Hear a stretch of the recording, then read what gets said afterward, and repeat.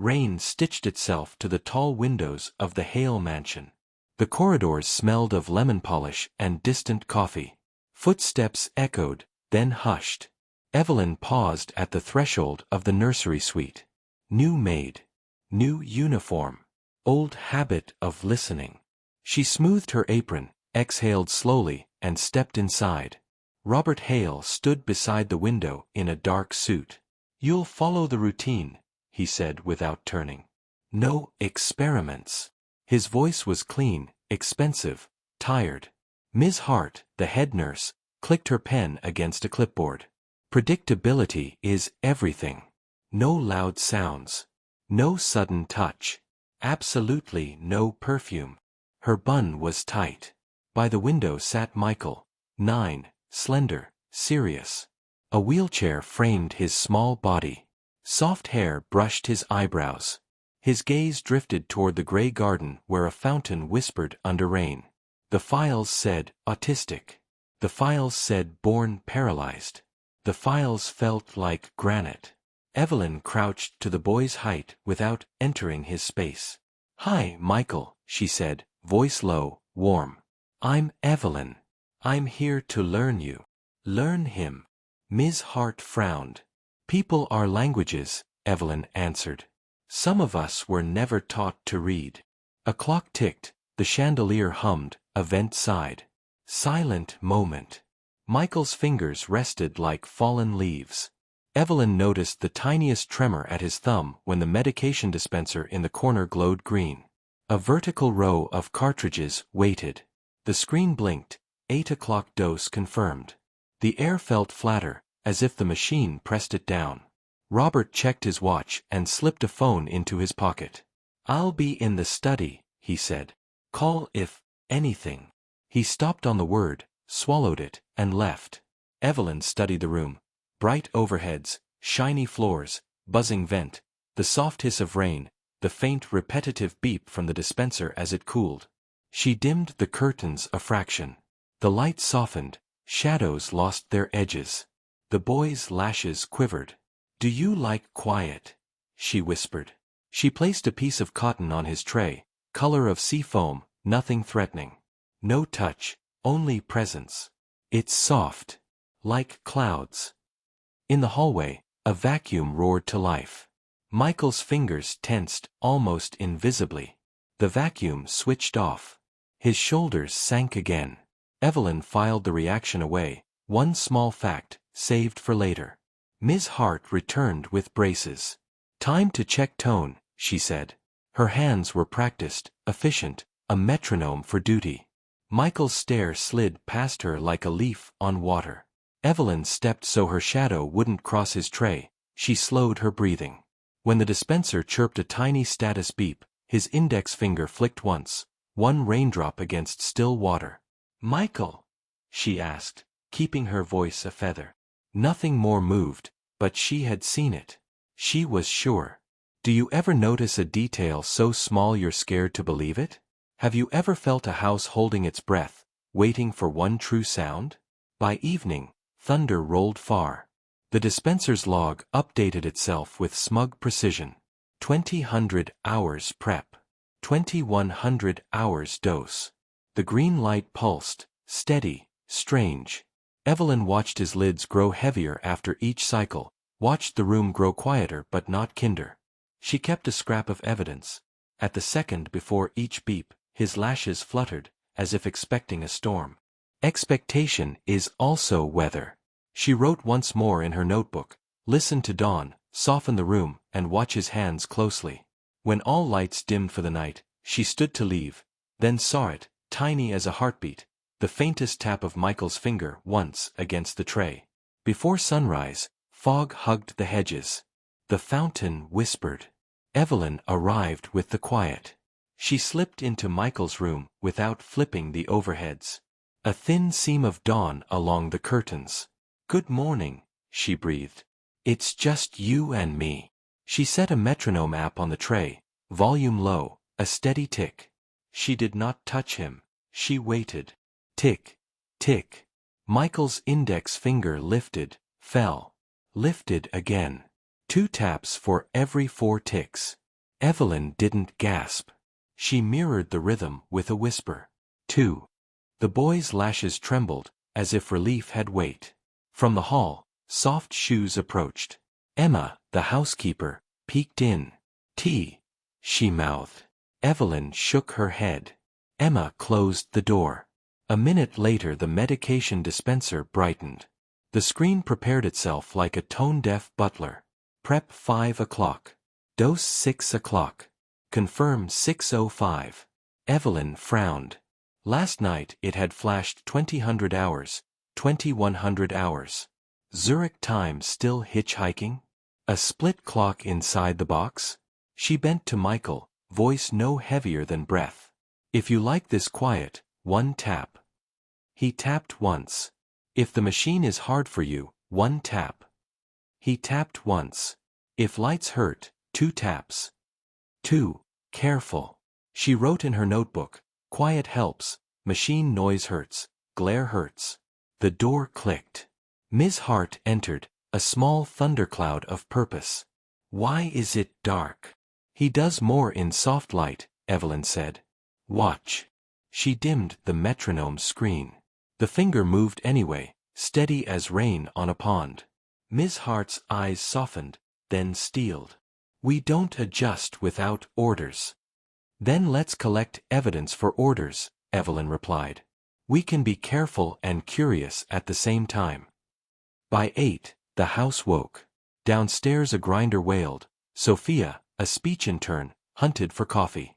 John, the driver, rolled in packages. In Michael's room, every noise was a wave.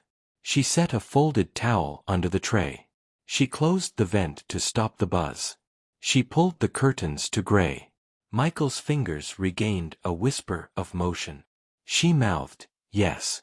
He answered with 1 tap. "Yes." Robert appeared in the doorway, tie loose. "Report." "I think the timing presses him flat," Evelyn said. "The machine preps too early. The beep warns his body like thunder warns a dog. Then the dose lands on a locked system. He disappears." "He was born paralyzed," Robert said, reflex hardening his voice.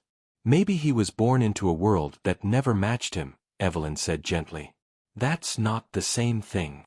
He stared at Michael. "Prove it." "I'll try," she said. "Tonight. 4 to 6. No overheads. No prep beep. We watch his hands." She looked at Ms. Hart.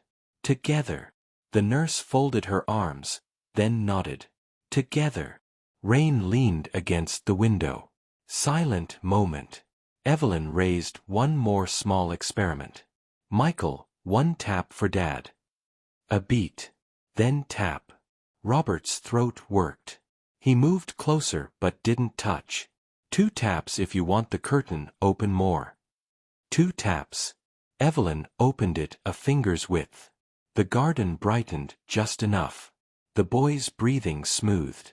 "Do you see how tiny choices change a room's weather? Would you test a schedule if a child's hidden yes depended on it?" At noon, Sophia appeared with picture cards. She waited at the back. A cart rattled in the hall. Michael's eyes slid toward the sound. Another note for Evelyn's book.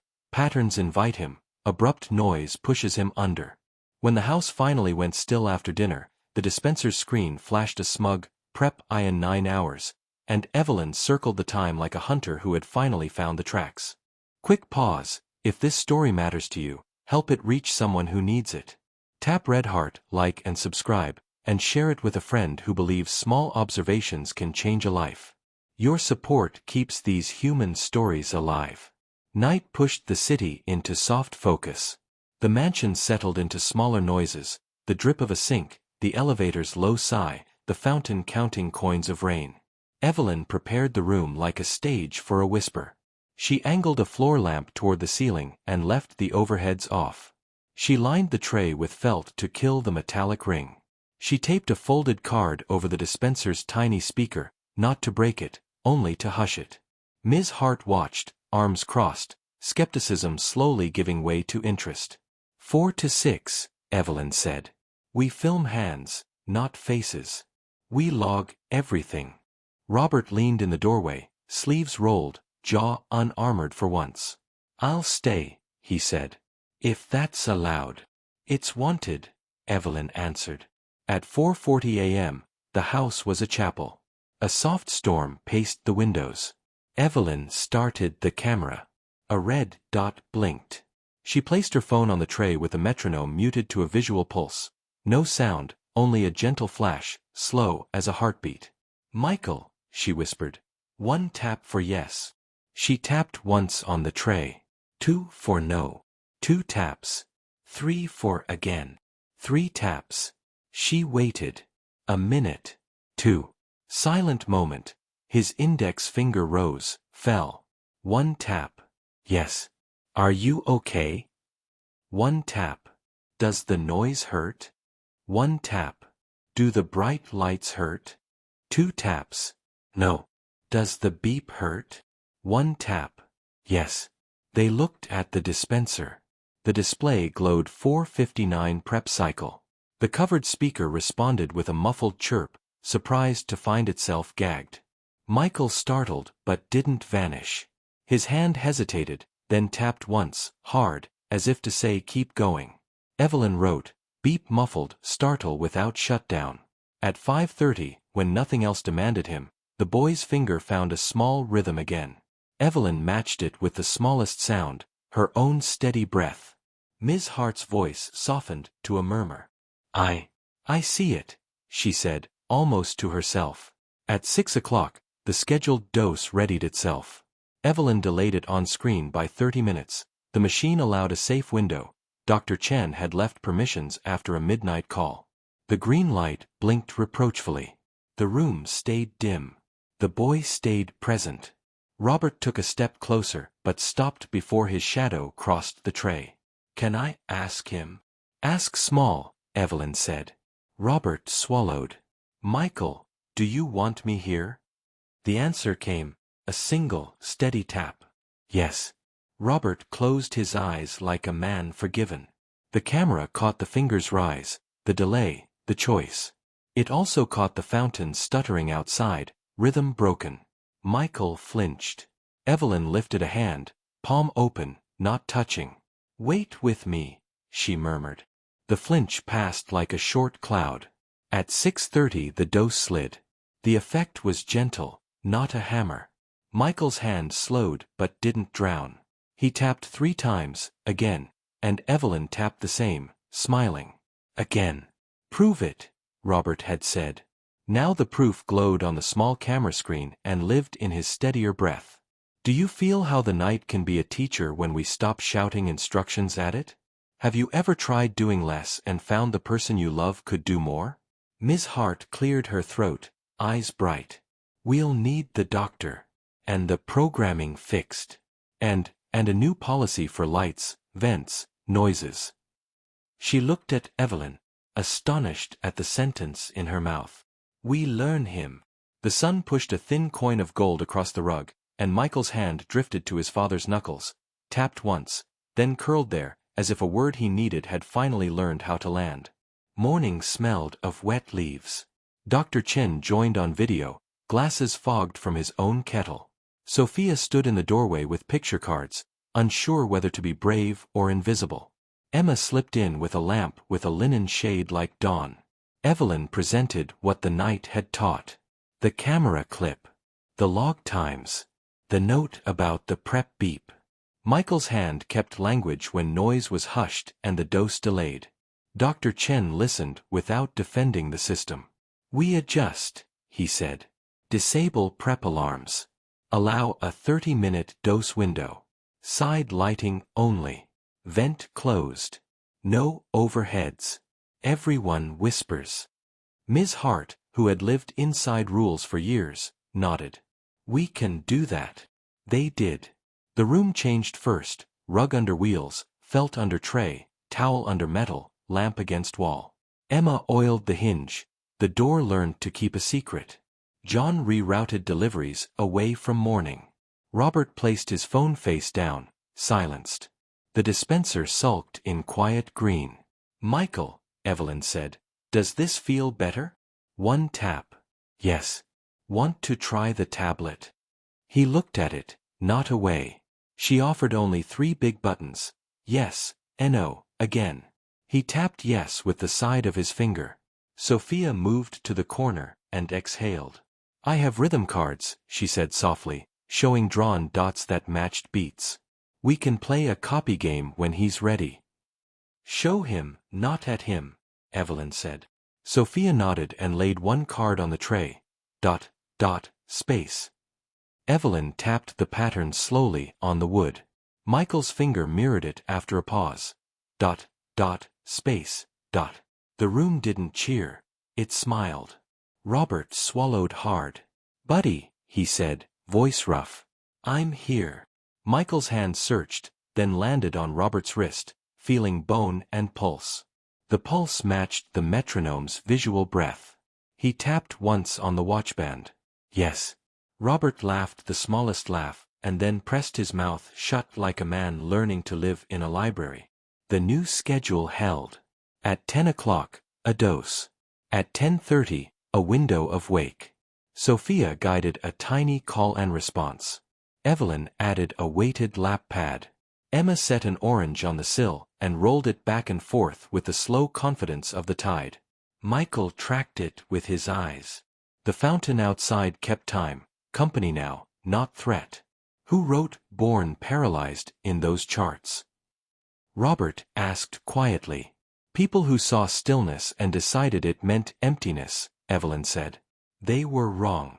Stillness can be work. The doctor updated the chart language on screen. Autistic child with complex motor planning, sensitive to auditory prep alarms, communicates via tapping and AAC. Movement emerges with reduced sensory load, he dictated. The words weren't poetry, but they were true. Sophia wiped at her eye.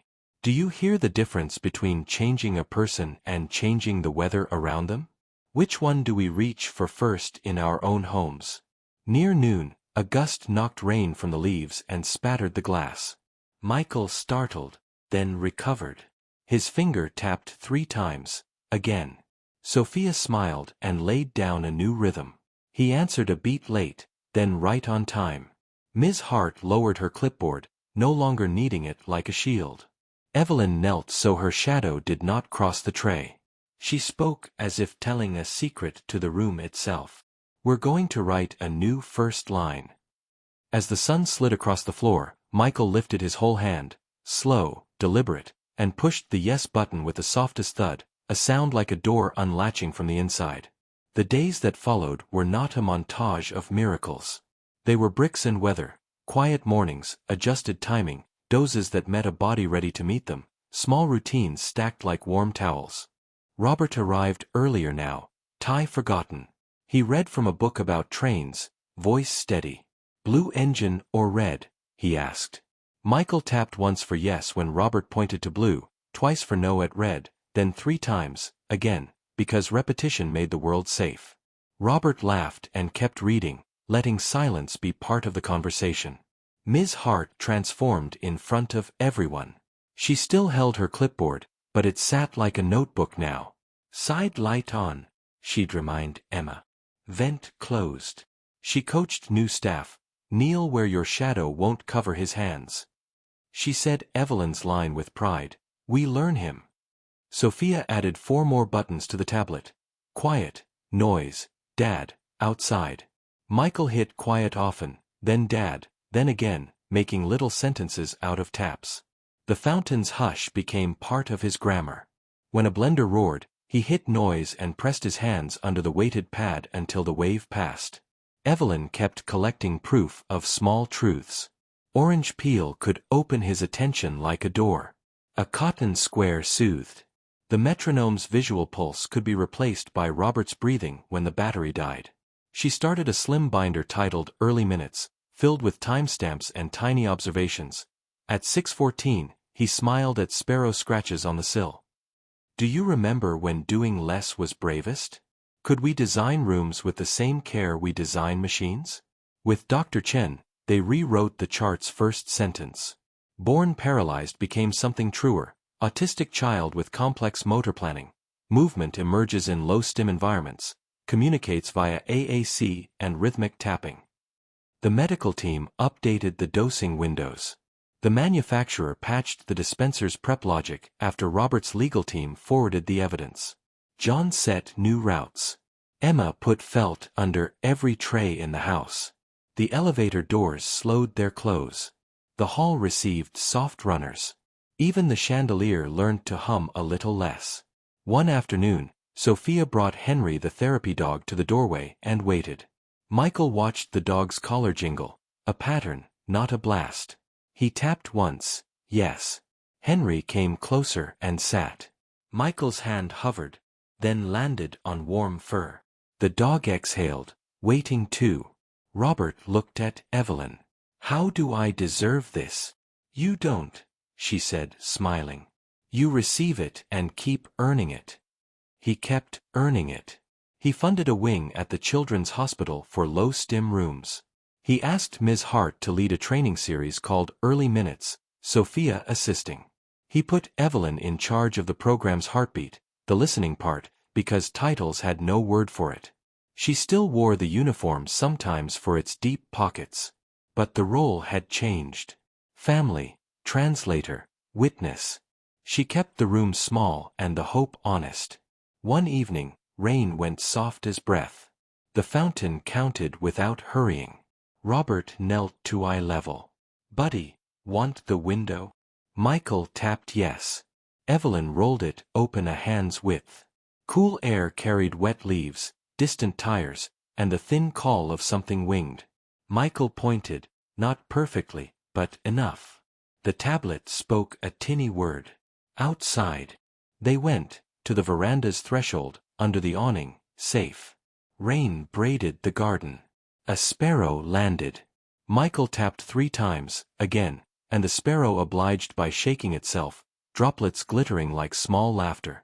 When the light faded, Robert whispered, "Thank you for not giving up on us," and Michael's finger rested over yes as if the answer had always been waiting under the noise. Your turn. If a life can change because someone noticed one quiet tap at dawn, what tiny sign have you been overlooking, and what might open if you listen today?